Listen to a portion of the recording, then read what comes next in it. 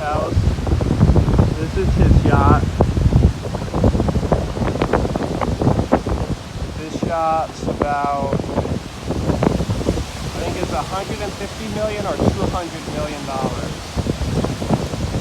It's one of the largest yachts in the world. Look how small this is.